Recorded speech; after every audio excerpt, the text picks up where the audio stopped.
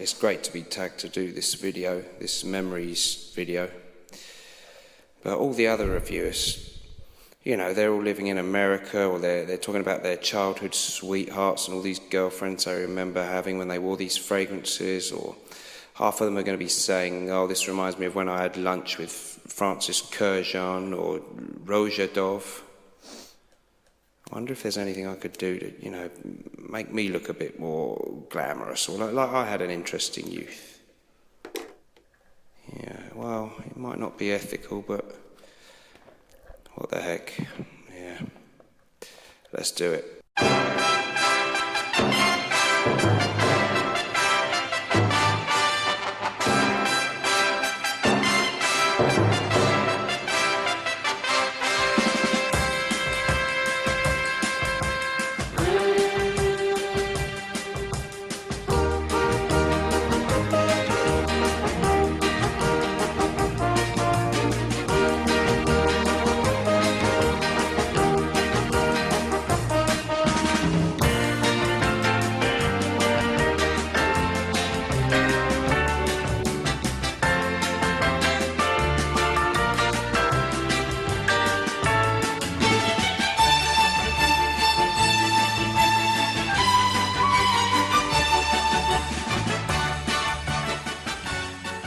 Hello everybody, so today's video is going to be about fragrances that conjure up memories. I'd like to thank LANIER Smith for tagging me to do this video. Thank you so much, LANIER. It's a real honour to be tagged by you. So this could be a tricky video for me because it's about memories. Memories can stir up emotions, and as I'm English, we're known for our stiff upper lip.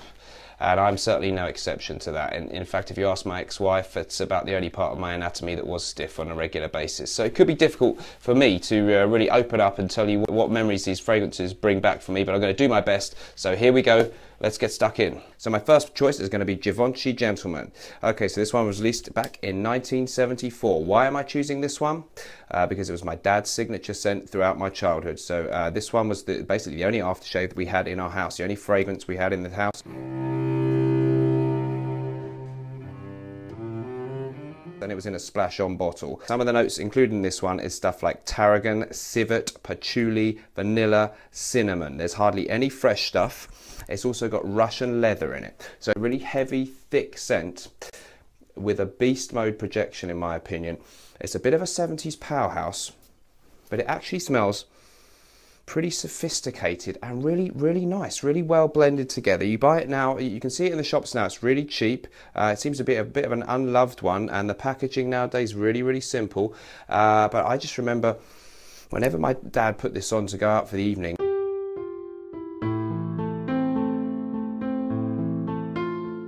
it really stank out the whole house with what seemed at the time a very sophisticated, rich kind of French smell. And so for me, this one instantly takes me back to my childhood.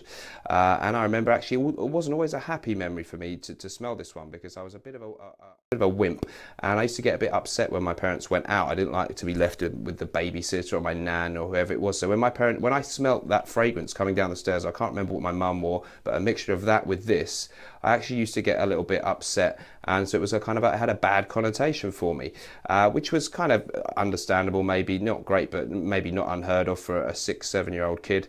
But it did become a bit more of a problem when I got to about 20, 21. That was still an issue for me. I must admit, I haven't worn it out since getting into fragrances. Is that because I think it's a bit too old-fashioned? Is it because I find it's a little bit, I don't know if I want to be wearing the same thing that my dad wore? Is it perhaps that I'm just afraid there would be a stampede of horny women? Because actually I think this one has a certain animalisticness about it. It's not afraid. It's not one of these freshies. It's not trying to be a crowd pleaser, but it's a really sophisticated, thick scent that does have this 70s kind of aura about it. I'm sure it's been reformulated, but the memories for me quite good now. So that would be the early to mid 80s when I was a little kid smelling this on my dad. Now, going ahead in time there, in around about the mid 90s when I got to be a teenager myself, I used to just use his aftershave. I didn't have money to buy any fragrance of my own, so I used this. It was still in the splash bottle, and I used to just whack this on. I was a long-haired 16, 17-year-old, and I used to splash this on if I was going out with my friends. We used to get on the train down to the nearby student disco, the Hatfield Forum. We weren't even old enough to be allowed to drink, but you could just about get away with it those days. And you know, we used to buy 4 cans of Hofmeister lager. Hofmeister, a great lager, follow the bear. Down them on the train, a few splashes of this, and some of the things that happened in that club do not bear repeating on a family show like this, but they were always good fun times, and it was an odd choice for a boy of my age, but at that time I just thought that was an aftershave. I didn't know anything about notes or ones for different seasons or different ages, and I just thought it smelt manly, and actually it did seem some of the girls in the club seemed to agree. That may have had more to do with the amount of Alco pops they'd been drinking, but nevertheless it worked for me at the time, and it'll always conjure up memories of my very first fragrance I smelled. Okay, so next up in scents that conjure up memories, it's this one, Chanel Allure Homme Sport, released in 2004. So this was my first true signature scent that I really picked out for myself and that really worked for me.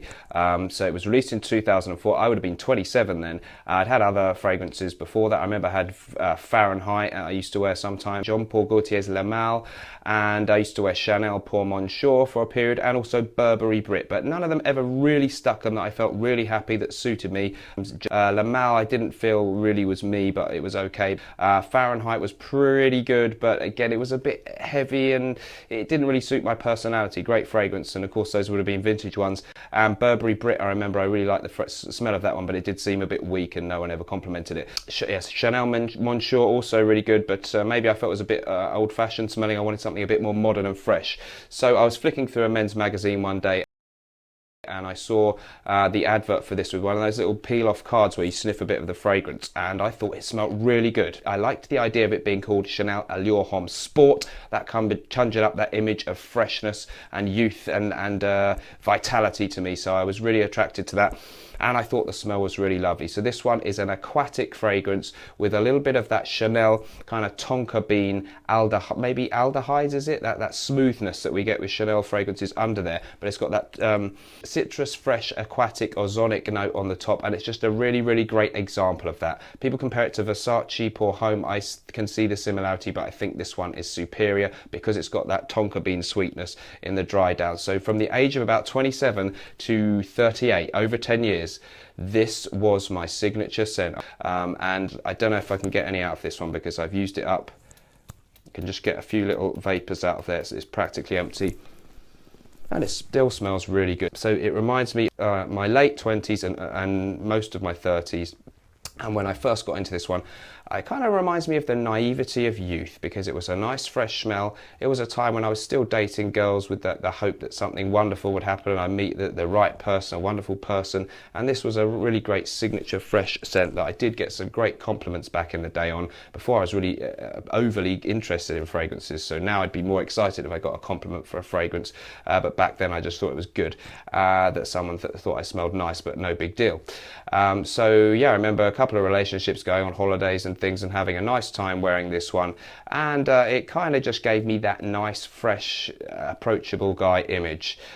So I really look back on this as a time before I became the jaded, cynical shell of a human being that you now see.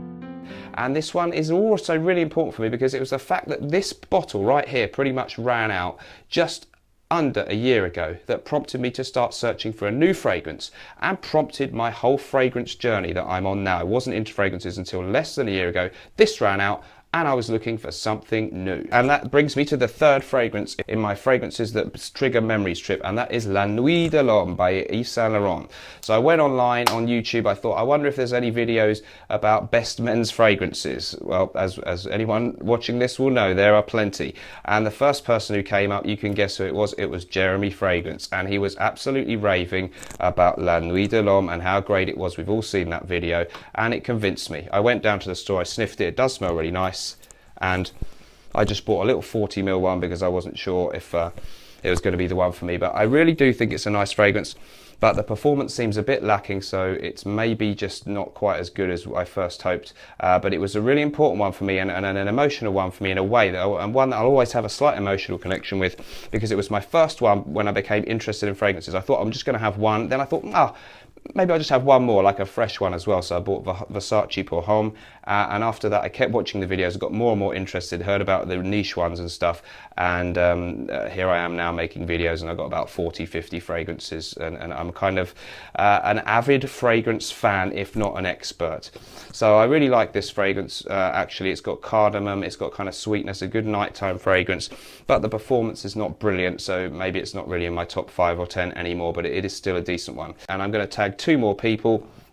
So first of all, I'm going to tag Greggy Boy 76, arguably the greatest UK reviewer of fragrances. I'd love to hear his thoughts about fragrance memories. I'm sure he's got some good stories to tell. And I'll tag one other person. So I'm going to tag SMURFYGURLY. She's an English fragrance reviewer, and she's been doing some really good videos recently. So I'd love to hear her thoughts about fragrance memories. Thanks a lot. Bye-bye.